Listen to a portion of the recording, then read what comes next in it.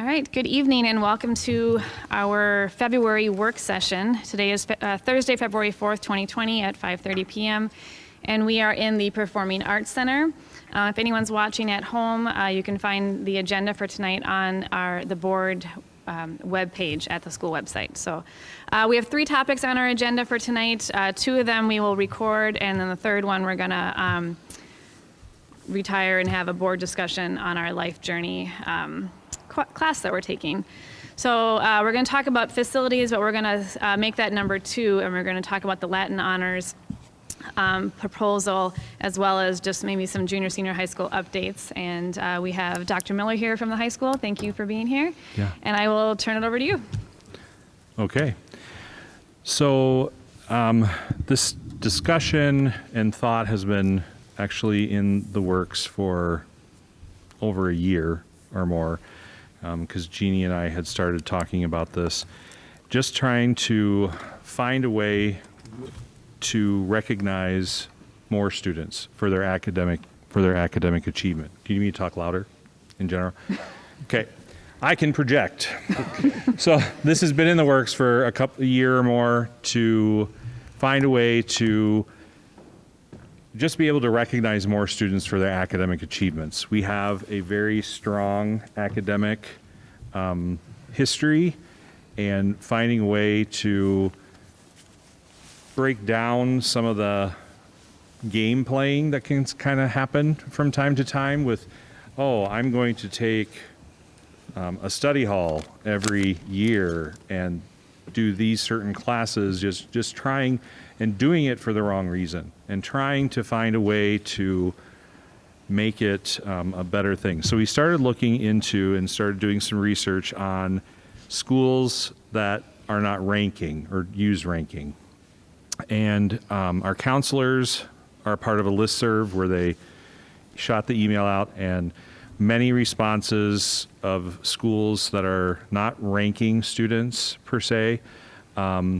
Part of the question wasn't if they use the Latin honors, but I know just a quick search, St. Paul Public Schools uses the Latin honors, Minnetonka, as well as Lakeville. So just in a quick thing, or a quick search. And so a lot of the feedback came back, they haven't been ranking, some just switched. One person said probably half of the schools in Minnesota no longer rank students. And the only struggle, I don't know if struggle is the right word, but the only problem they've run into is that there's one school, which is University of Minnesota Duluth, where there's a particular scholarship that you have to be number 1 in your class in order to receive.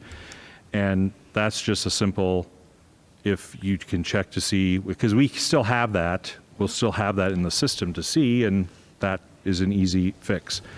So when I did some additional research on just Latin honors, coming up with, okay, what are the disadvantages of using class rank and the advantages of the Latin honors? It comes down to providing more of an opportunity for those students who work really hard. And, you know, traditionally, we recognize beyond our 3.0 and above students who are considered honor students, we recognize the top 10. And within that top 10, there has been a valedictorian who gets a medal. But that's it, beyond that. And for example, this year, if the grade point averages from first trimester, if we use those, we would have 32 students who would be considered, I always get them mixed up, summa cum laude, which is the 3.9 or above. That's remarkable. And to do, I think especially for this class, because it's like, okay, this is just coming out now. How do seniors feel? How do parents feel? I shared it with our student council, and Megan, who is on this one of the student representatives, and as well as Brooke, she was there too and shared that. And I had positive feedback. I mean, there weren't any kids that were concerned. Last week, the counselors had meetings set up during our Blue Jay Connect time that we had for the seniors to come in to learn about the scholarships and how that works and kind of getting that going. And I took time to kind of walk through and explain that whole thing. I haven't had any students come to me, or and a lot of times, even if they don't come to me directly, it gets to me, believe me. I shared that out with the students and with parents, and I've had one parent contact me. So I think, especially because this particular graduating class is a very strong academic class, I think this would be a great time to recognize them. Now, the students who we will also, the plan is, who have a 4.0 and above would have an additional distinction, like just a notation in the program or something. And so right now we have 16 students that are a 4.0 or above. So I didn't know if do you want me to walk through what the different categories are? So, 3.0 Yep. would be recognized at graduation with the gold cords. Correct. So 3.0 and above are considered our honor students, which is what has been happening for, well, as long as I've been here, but 6 years, but much longer than that. And so the next level would be cum laude, which, and that means with praise, that would be a 3.5 to a 3.74. And they would have a blue and gold cord that kind of woven together. And then 3.75 to 3.89 would be magna cum laude, which is a blue and white one cord. And then the highest is a 3.9 to, 4 point whatever. And that'd be summa cum laude, and that would be a white cord. So, and again, then students with a 4.0 or above would also be identified. And can you share again some of the positive aspects of why schools have switched to, like, what this means amongst a grade level, like, the reduction in competition and that kind of stuff? Yeah. So it provides, just a more equitable opportunity for students so that they can, if there are students who are driven to be number one, and that's kind of something for some people, but this kind of eliminates that pressure. And the hope is that kids would then take classes they want to get some background before they move on to secondary or post-secondary, that maybe they wouldn't, because they're like, well, I don't want to risk that because it might, destroy my GPA, or I might drop from number 1 to 2 or 2 to 3 or something like that. It also,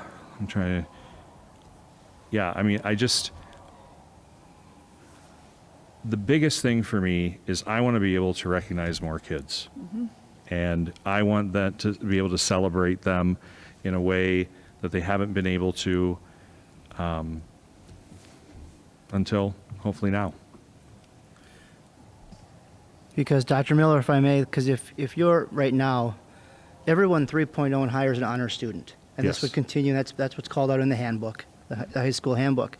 But right now, if your rank is 12 or 13, even though your GPA might be 3.95 or 4 point, in this case, and for this particular class, 4.0 or higher, there's not really an additional distinction beyond the 3.0 honors. Correct. Right? And so that's part of why the layering is coming in. Yep. Right? Okay. Yep. I really like this just because one of the first school board conventions I had been to, they had talked that colleges are looking for kids that are stretching themselves academically. They're taking the harder classes. Mm-hmm. They don't want to focus on just that GPA only, because there's so much more to a kid.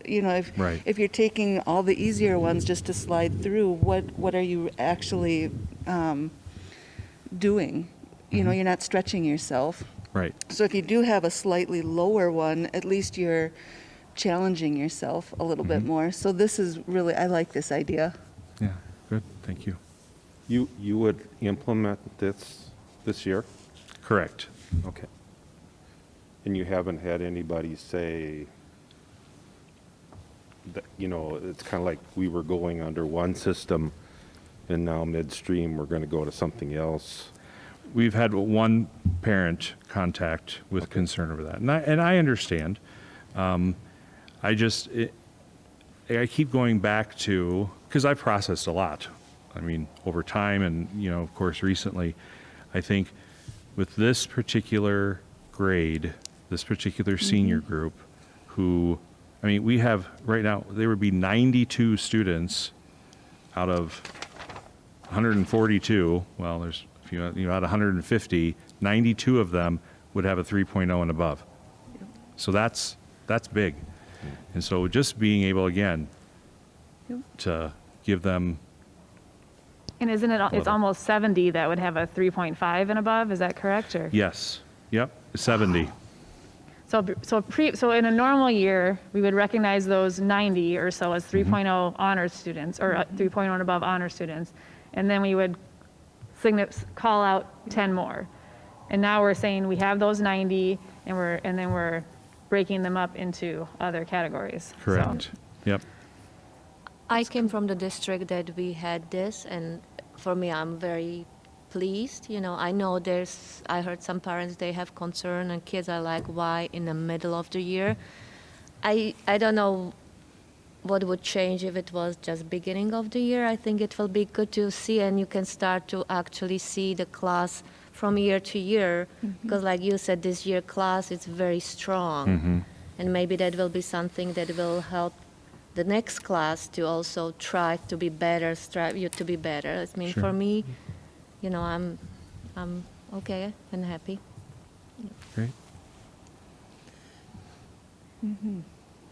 well, I think, I don't disagree with the parent who is concerned about it being, the timing is a little, I mean, it's a year where we're throwing a lot of stuff at kids. For sure.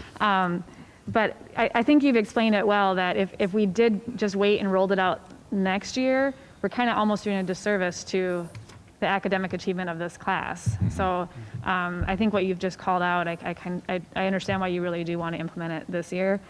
And also I think, I mean, this is a year that's been full of challenges. Why not have a way to recognize more kids? So, Right. and this is a simple way to do that. And if we don't have an overwhelming backlash about it, then I don't know why wouldn't we support it? So, Right. Sure. Well, things aren't going to change in 4 months for someone drastically anyway, to be honest. Right. well, I think the argument was if students would have known at the beginning of the school year, they might have chosen certain things differently, knowing that they could be recognized at a 3.5 or something. And so I get the argument, but if we don't have a ton of people expressing that concern, I don't know what to do about that then, so. Right. Have you had many comments just from I'm just going to say the general staff? So, Teachers, paras? I'm sorry. So I did, another piece of this. I brought it to our leadership team, talked, shared it, and this was a while back, and then shared it with staff too. And people were very supportive and thought that it was a good move. And because this is a handbook item, Yep. the board will need to formally approve this at our next regular meeting.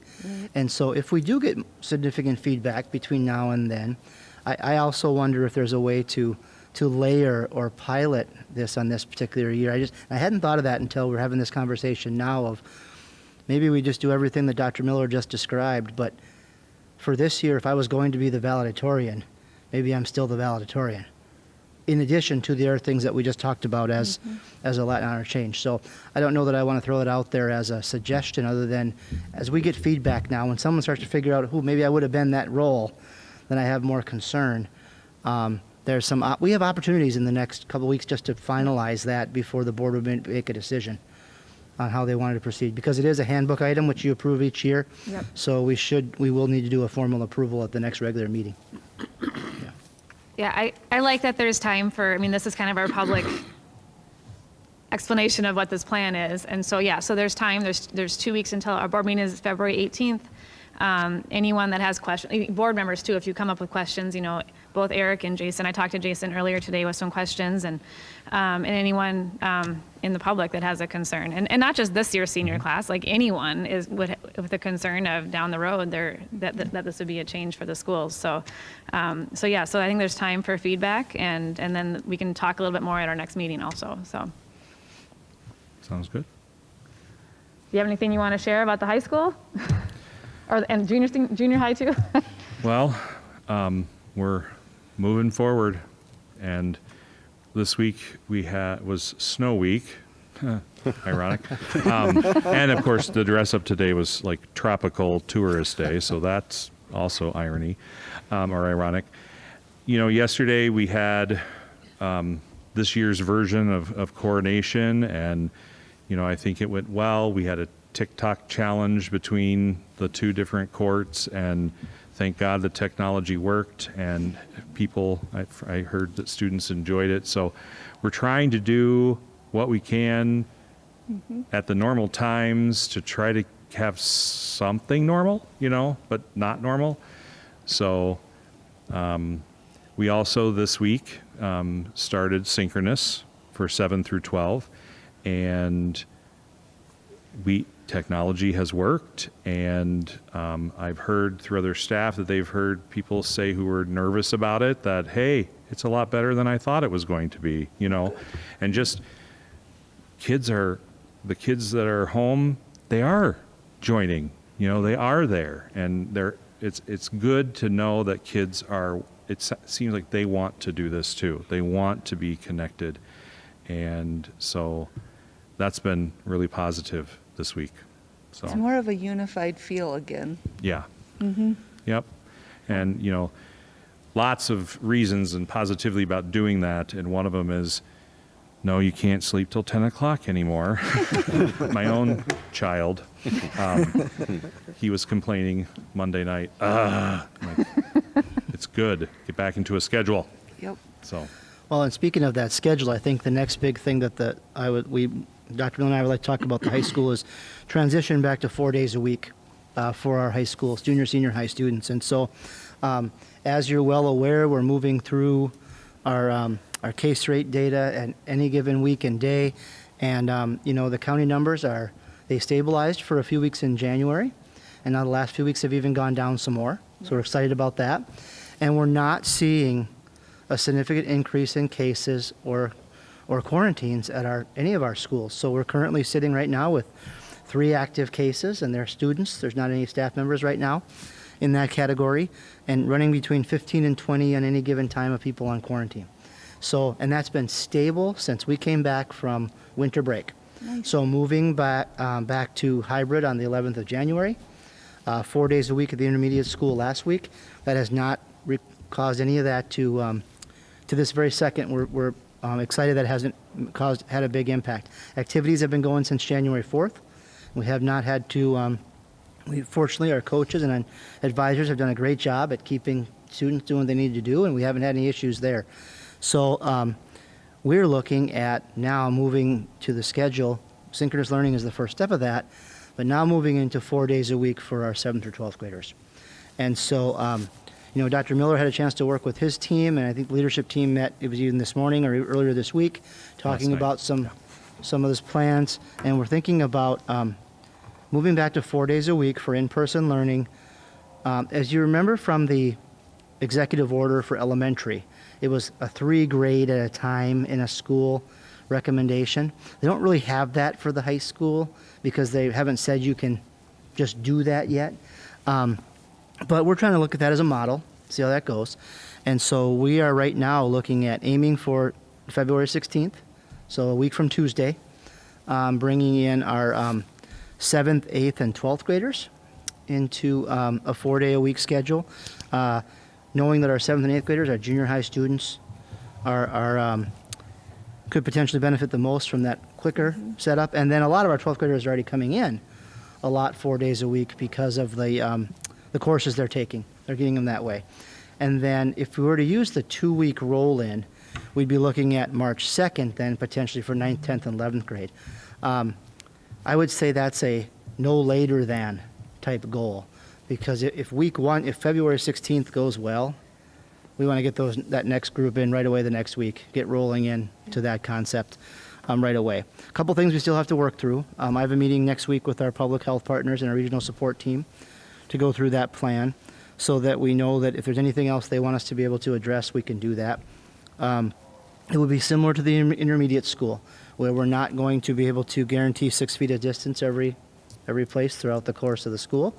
And it's going to be it's going to look more like normal school than it has been with half our students there at a time. We know lunch is going to be a challenge a little bit, but we're spacing the students out, getting them to where they need to go. And the team at the high school's got a great plan. And then we'll be looking at communicating that early next week to our families to confirm that. Right now, there's no reason to wait any longer for that, other than I think we do need to do a systemic roll-in. Only can't do 6 grades all on the same day, just because of how that's going to look differently in our building. But we may be able to do it back-to-back weeks, depending on how things go. Staff seems to be supportive of that overall, and Jason, you can comment on that too.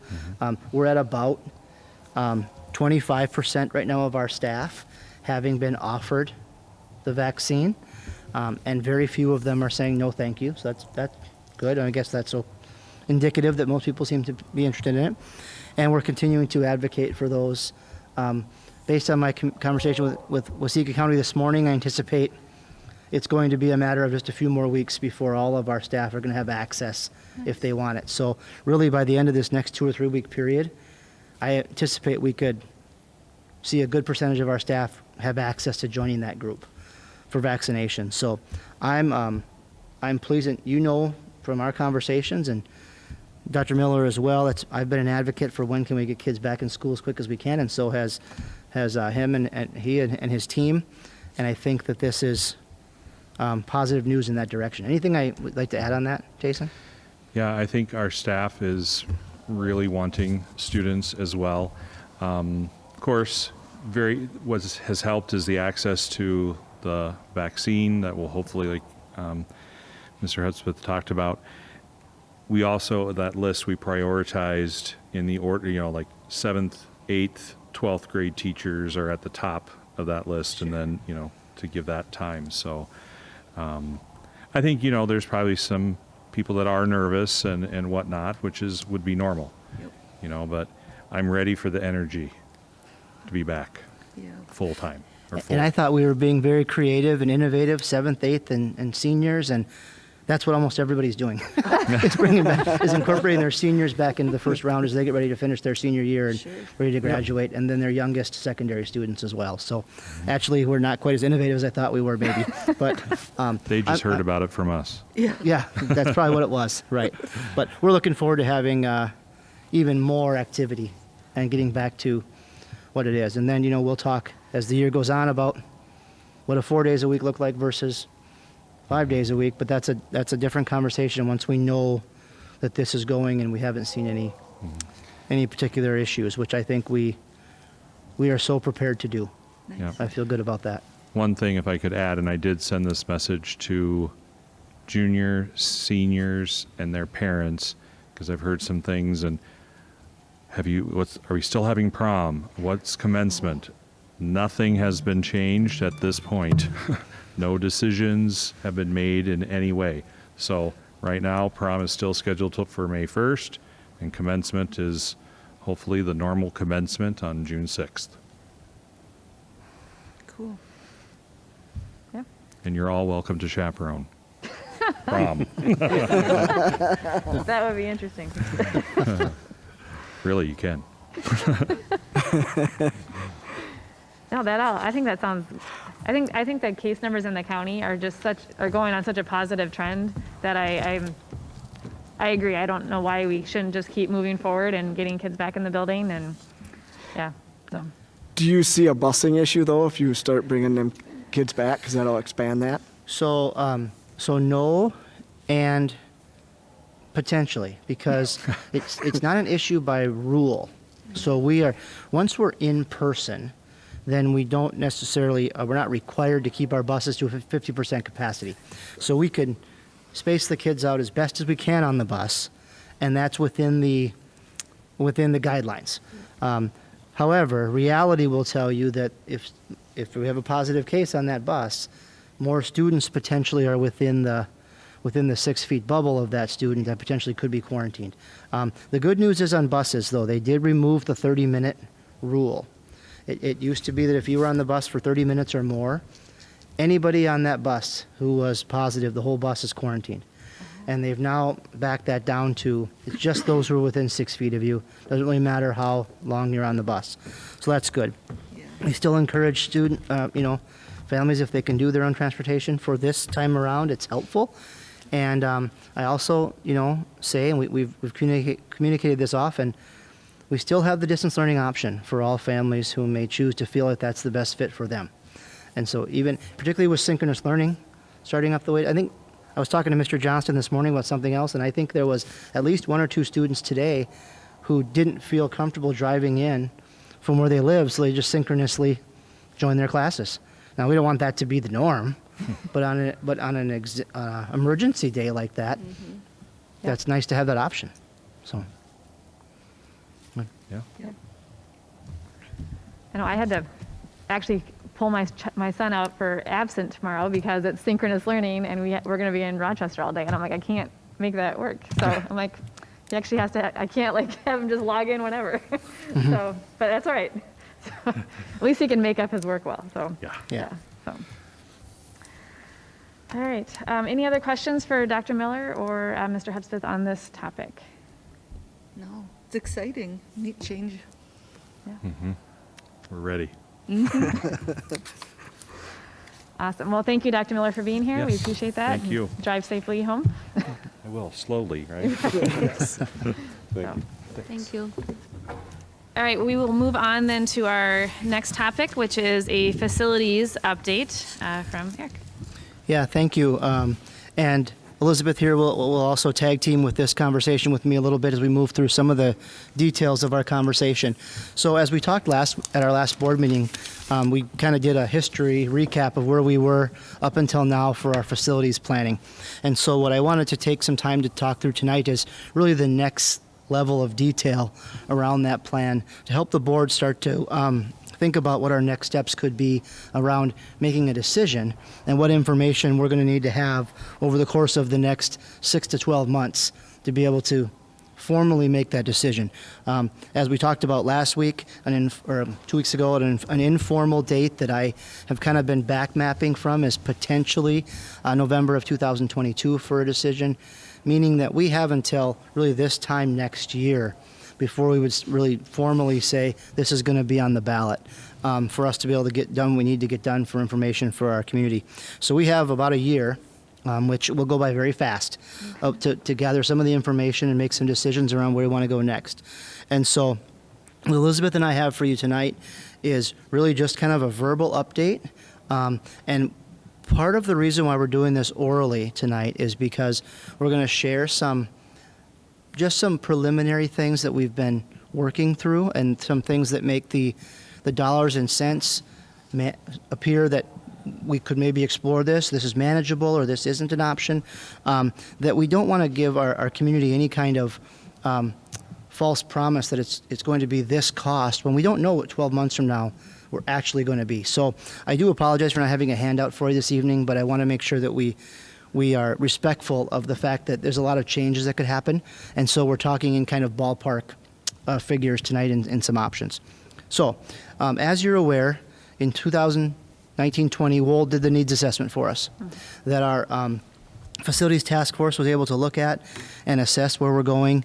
And what's interesting about that needs assessment that I think the board should take as a takeaway is, WOLD identified $21.2 million in potential projects over the course of the next 10 years that could be done from that needs assessment.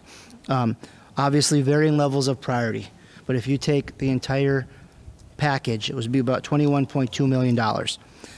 So when you think about the first step of that is that our allowable uses of LTFM, long-term facility maintenance, is only to repair and maintain. So we can't build anything new with our LTFM money, which is one of our primary sources to make the repairs based on what it would have come out of that needs assessment. Well, when you think about our per pupil allotment for LTFM, and Elizabeth, you can help me with this, but I believe we receive just about $600,000 a year on average for long-term facility maintenance. Yeah. And so, needless to say, $600,000 a year times 10 years does not come up to $21.2 million.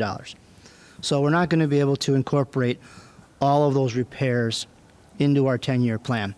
And to be quite honest, we never can. That's not anything new. That's not something that is unique to this scenario. Districts do it all the time where they have to repair and prioritize and decide what's going to come next. But what we've done then next is we've looked at all of our LTFM needs. We know that all of our buildings have needs. I mean, the junior, senior high school, which just had a significant renovation a few years ago, still going to have some maintenance needs over the next couple of years, particularly with that. But what we know is that we've identified Hartley Elementary as needing the largest single cost needs. So when you think about like a Waseca Intermediate School, for example, there's going to be the smaller upkeep things, the repairs of the carpeting, the repairs of the window treatments, the tuck pointing, things like that are just kind of the smaller things that add up over time.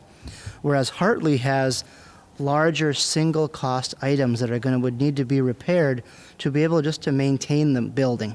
And Elizabeth, do you want to talk a little bit about that example of some of what I'm talking about, of some of those bigger cost things that are kind of have-to things that with lump sums?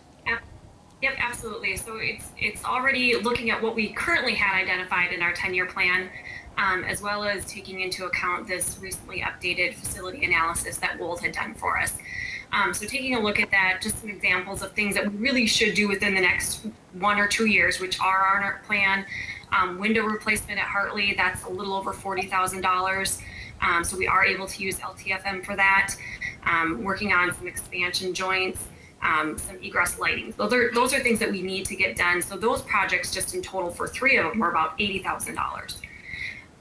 When we're looking long term, if we're going to maintain or be in that building longer than say 5 to 6 years, things that we should be doing within 10 years is obviously, I shouldn't say obviously, is really continue to look at the mitigation that we're doing with our water and our lead in our water. Right now, again, everything is fine. It's safe. We're doing everything we can to currently mitigate.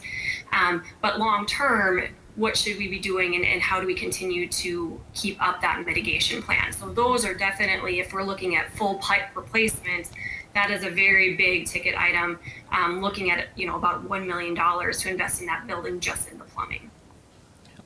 And so when we think about that, what I think the point of bringing that to our board's attention is we have to think about Hartley as the largest, biggest infrastructure, big cost type items. So we've talked about this. Do we explore a bond for some of our options that we could do for a bond referendum for Hartley? And so Hartley alone has $6 million in needs on that 10-year plan that Wold provided. So of that 21.2, 6 of that's Hartley. So what's interesting about that, though, is if we were to explore a bond that would get moving here in about when the building was built, so 5 to 6 years from now, we could reduce that 6 by $4.4 million. So $4.4 million of that would not have to be spent because we would then replace the building or do a renovation or whatever we chose to do based on that. So basically what that means is nothing in 7 years plus on the LTFM plan for Hartley needs to get done because we're doing something different with that particular site, which it then just stands to reason that creates an opportunity of that money going somewhere else on our priority plan, one of the area buildings for LTFM, if we were to choose that for that. The other thing to think about too is we don't only use LTFM money to work on our buildings. And so we use capital outlay, other operational general funds, which if we were to reduce Hartley's needs, 5 to 6 years from now, then that money is able to support something different at one of our other sites, be able to do that, provide some flexibility there. So one of the things we talked about was a vote in November of 2022 means really we're kind of taking year 5 of the LTFM plan and saying, okay, anything after that for Hartley would be not necessary. If we were to wait for November of 2023, which is certainly an option, certainly can do that, based on that, we'd have to do an extra $213,000 of LTFM at Hartley, kind of the must-dos, to get from 1 year to the next. So certainly not unsurmountable. It would be, if it was the right thing to do, it's the manageable thing to do. It's not $2 million, fortunately. But it's just something for the board to consider when we get several months from now and are actually saying, yes, we're going to go at this time, or, we have to see how the economy and the pandemic and how our community rolls over the next few months. And we're going to say, okay, we're not quite ready yet for next fall after that. But there will be impact as things go up for that. As you know, when we talked about our options. So Hartley has there's 4 options we can really do with Hartley. If we're focusing on that building for this moment, we can remodel the building. We can build it from basically the shell out, and it's still the same footprint. It's still the same building, has still some of the same limitations, but it's a new building with that. And that's going to be about $17.8 million was what Wold had estimated in our work last year. We could move to an addition at the WIS site. So we could build onto our WIS building, which is, the building's designed to do that. We have land behind the building. And at our current estimate is $14.5 million to make that a K-6 building. We've talked a lot about whether or not we should make it a pre-K-6 building. And I think it's just important for the board to note that when Wold did that estimation of 14.5, that was not pre-K. And so that 14.5 could be a little higher if we add pre-K classrooms to that. So it's just something to be aware of, that was not a part of Wold's initial estimate. The third option is a new elementary building on potentially the WIS site or next to Hartley. Those are kind of things that we would have to work through. That's the highest ticket. That would be $22.6 million, based on our estimate from last year. And we know that's an option. The fourth option, which we really haven't talked about yet, but it is an option, is we maintain it with Ltfm. We keep Hartley going the way it is, and we know that we have to maintain that building as best we can. I don't know that that's necessarily something that we want to pursue as a board. That would be for our further conversation, but we have to remember that it truly is an option, and it's out there for us to think about. Those options, whether it's a remodel, an addition, or an elementary building, there's lots of things that we need to think about over the next few months to decide which of those options best fit for us. One of the things that we've been looking a lot at lately is enrollment. And we've watched enrollment a lot this school year.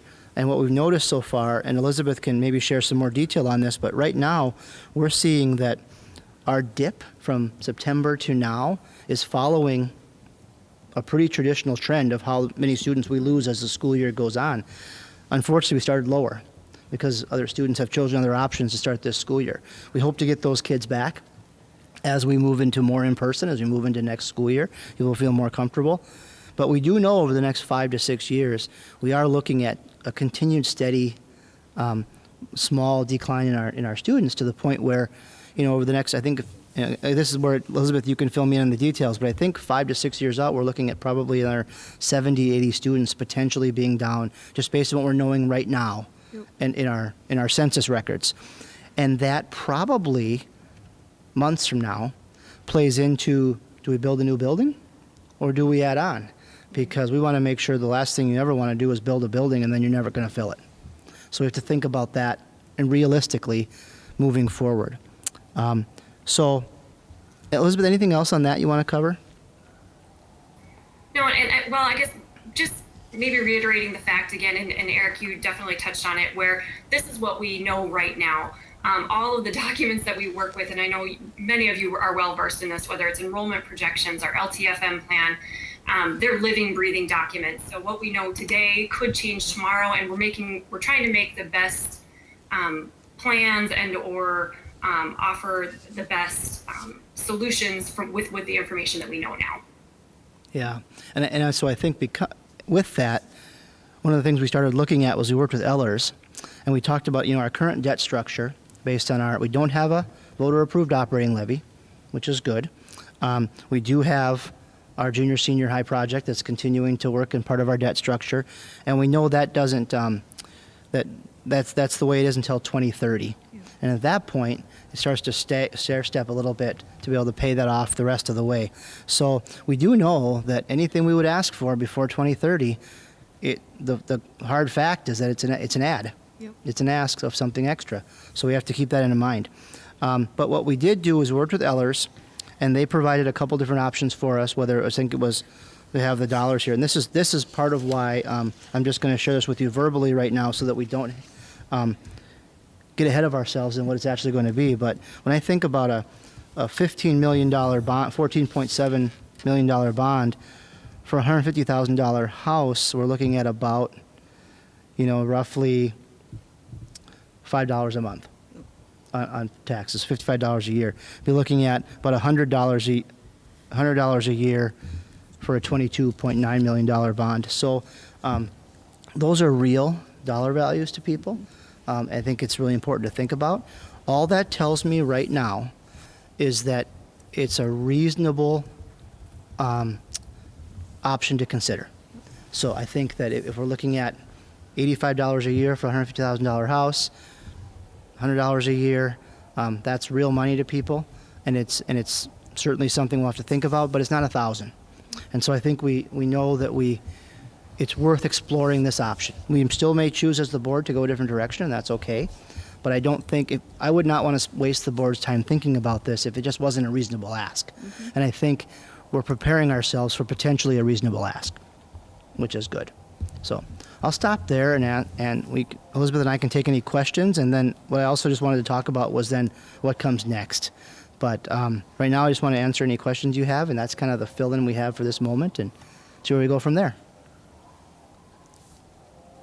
I have a question. Yeah.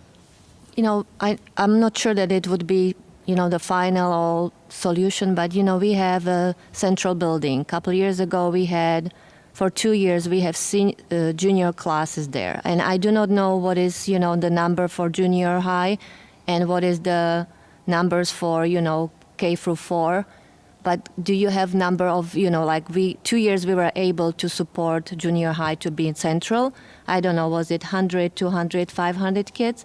What would be if we make temporary solution till we figure it out, the best solution, or go closer to 2030, to move all the classes from Hartley to go to Central? What is the number of the kids from Hartley comparing to junior high? Would it be option? Well, it certainly would be something to consider. The hardest part of that is the building's not set up for elementary kids. And so when it comes to that, but the answer to your question is it would be about 130 more students. There's about 150 in a class here between 7th and 8th grade, and we've got about 430 at Hartley right now for that, so it's a little bit higher. One thing we've talked about is whether or not we leave a grade level at Central for the short term, like maybe how the 3rd grade's going. We haven't gotten that far down that road yet. We're starting to just talk about that now. But to be honest with you, I would be more concerned about whether or not the building would be prepped up for those primary students, and if that would be anything extra we'd have to do. And I just don't know that off the top of my head. We'd have to look at that as we talk about the conversation. Elizabeth, anything else with that you can think of? Right now, I think it's it's working for what we've got going on right now with the 3rd graders, but even if they were to stay next year, we'd have to make some changes. Well, I think we can't forget that Central building when was it built? 1920 something?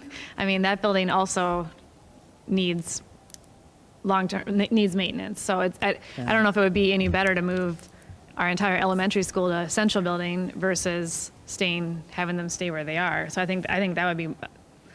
So I think if we're concerned about having and this could be a discussion for way later, but I mean, if we're concerned about is 2022 too early and should we wait till 2030, then I would say we should just put money into Hartley and wait till 2030. I don't know. Because Central building hasn't been, it was previously the intermediate school, so it really hasn't been, I don't know how they would turn that. It's manageable for 3rd graders right now, but it's not ideal. Yeah. So I mean, we always, but there's pre-K rooms in there, there's school-age care rooms there, so it's kind of one of those big old buildings. It's kind of a jack of all trades right now that we'd have to really dig into that if that was going to be an option. Yep. Yeah. And space-wise, I think you have to see who's in it. We're just in a weird year for community ed not being fully using it like it normally does, because I think it's pretty used normally. Yeah, and agreed. And I would say right now the relationship between 3rd grade being there and school-age care is very, they're working as best they can with those rooms, put it that way. And they're doing a great job of it. But if it was going to be a permanent solution, it would be something different. But that does bring me to a point, though, that we'll have to answer when we get down the road is what do we do with some of the space that we would vacate? Because if we were to put kindergarten through 6th grade at a site such as maybe up by the intermediate school, or in one building, school-age care could go up there with it. We wouldn't need school-age care to be at Central, because why would you bus the kids back to Central when all their everybody's up there, potentially pre-K too? Well, then you have potentially empty space at Central. So that's a question we'll have to answer for our community as we work through this over the next several months. I think the same thing with Hartley. If we were to abandon that building, what are we going to do with it? That's something that we have to work through over the next several months too. Yep. What about building material costs? I know they've escalated a lot in the last year. Is the figures that you're quoting here, have they accounted for increases in building costs? No. Materials? No, this is the numbers that Wold had from last year. Okay. So, yeah, part of why we said, yeah, we know could be some subject to change. Yeah. Yeah, I think when we talked about it, it was like a 7% a year increase. Yeah. So, Yep. Which you can't change, but if nothing else, might say, don't wait any longer than we have to, because it's only going to get worse. right. Right. So that's the other half of, not only would you have to put potentially more money into a building to survive another year, for lack of a better word, but then there's also just the increased cost that comes with it. Yeah. What do you think what percentage rate do you think you can sell the bonds for? Well, for the estimate that Ellers used for their plan was 3.5%. Really? Okay. Yeah. That sounds a little on the high side, but Yeah, well, she said it's preliminary estimates for discussion only, very conservative. So yeah, it is early in that conversation. so if we were to bring the K through 3 students over here and on the WIS building, what kind of efficiencies would we accomplish by doing that, with busing, staffing, special ed, Yeah, all of those, but cafeteria? yeah, cafeteria, some staffing opportunities to share. What we're noticing right now, and even through our staffing for next year, about if we have a full-time teacher with, let's take not that specialists would always be our focus, but an art teacher that might not have enough sections in that building to fill their day, could have them pick up some more time in their grade level. And so you do pick up busing efficiency somewhat. You do pick up kitchen efficiency quite a bit, so we could hub that out of one big building to have that. Just quite frankly, heating and air and utility costs by having it all in one building versus standalone buildings would be probably a minor savings. I do think that when you think about a K-6 building, the long-term savings of who runs that building, I mean, we start with, 2 principals. Do you then change that administrative structure at some point? I mean, it probably would be something that could evolve because, we have great principals, but I'm just thinking that's the reality of it. Sure. You need 2 principals in a K-6 building, which could potentially be part of your efficiencies. And I think in terms of parent convenience too, in terms of just all being in one site. Well, is a and big teacher deal. Collaboration across K-6, being all in one building would be an Yeah. advantage also. I do think a key consideration is we still plan on the crossing at Highway 13. Right. That happening sometime soon. This spring, hopefully, is when we're starting to work on that. And that does create an additional safety factor for students if we're going to have our youngest learners up in that area. So. Do you know, some of those efficiencies may result in financial gains? Were those factored into these costs, or that's a who knows? They're kind of called, we would call those soft savings, right? So no, they're not factored into that because of the fact that you just they become an extra when you get to that point. Savings. Yeah. Well, things like the kitchen and like the gym space would be factored into the cost savings. That's why the adding on to WIS would be cheaper than a standalone. Well, correct. Yeah. That's fair to say. Yeah, because of the efficiencies of not having to build a new kitchen, 100%. Yeah, that's true. Yep.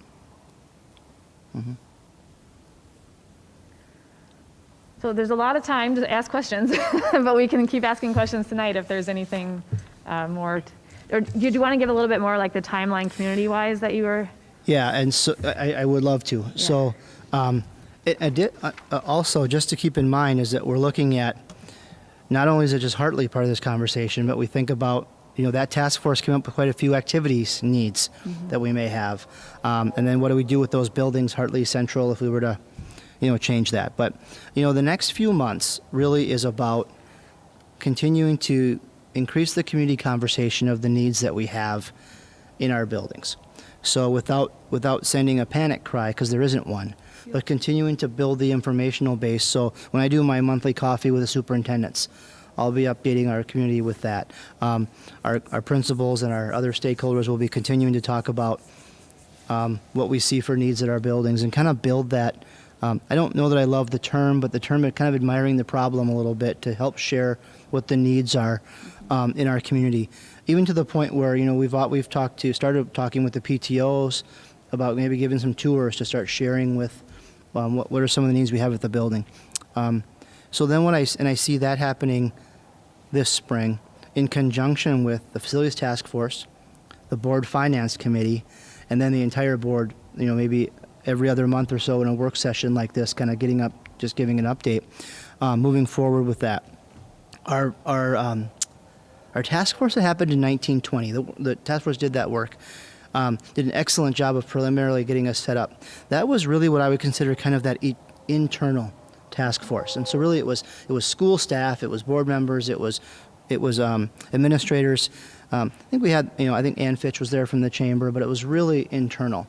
And so our next step starting this summer and into the fall is to widen that circle and widen that influence and create really the next community task force, which is starting to talk through these opportunities. But then we've got more community leaders, got business partners, the city talking about those conversations too, really starting to help build that story around why do we need to make a decision about what to do something. And I see that happening late summer, early fall, kind of getting started with that. I would see a survey or some sort of polling of our community happening probably in the late fall as well, when we start getting a little bit closer to what could be our options. And for some of why Charlie's point was accurate, because we need to be a little further along the list, be able to know kind of what our numbers are going to be, before we can start asking those questions of our community. And we know it's not the time now to ask, but we also know we're far enough out that we maybe couldn't ask an accurate question. So we have to wait, a few more months into this fall to probably ask that question.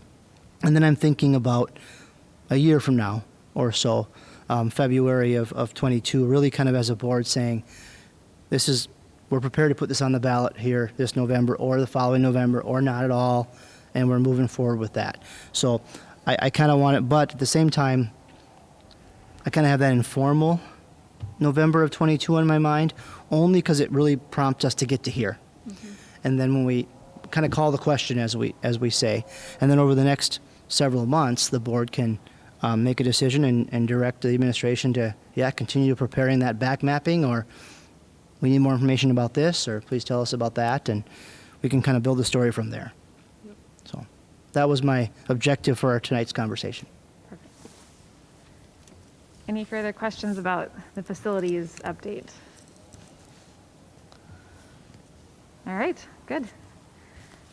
Those of you on that facilities committee and finance committee, I look forward to hearing from you about the work that you guys are doing. So that ends our workshop up to this point. So the board is going to move to the flex room to continue our discussion of our life journey coursework that we're doing. So this is the end of our Facebook Live. Thank you everyone for watching. Our next meeting is February 18th at 5:30 p.m. So